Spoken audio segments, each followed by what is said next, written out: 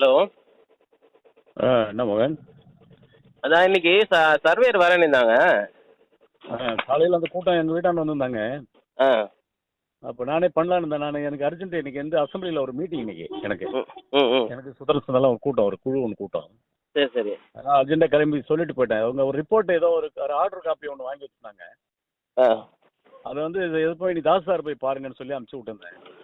ஆ. தாஸ் சாருக்கு நான் என்ன சொன்னேன்னா, சார் ரொம்ப நாள் பிரச்சனையாக இருக்குது, அது என்ன நாளும் சரி பண்ணி கொடுத்துருங்க.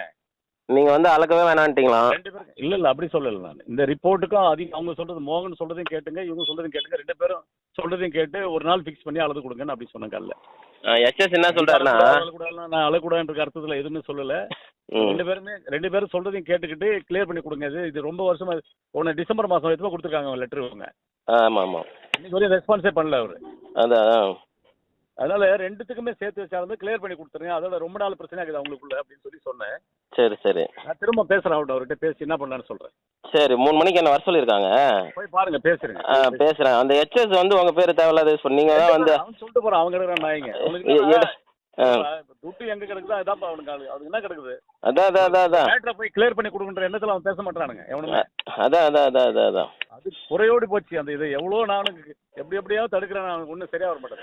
இல்லைன்னா சொல்லுங்கள், நான் என் தலைமையில் ஒரு ஆர்ப்பாட்டமே பண்ணிடுறோம். இல்லை அந்த கட்டத்துக்கு நான் சொல்லக்கூடாது. இல்லை அடிச்சு சரி, இல்லை விடுங்க நீங்கள். அது நான் நேராக பேசலாம். சரி, ரைட்.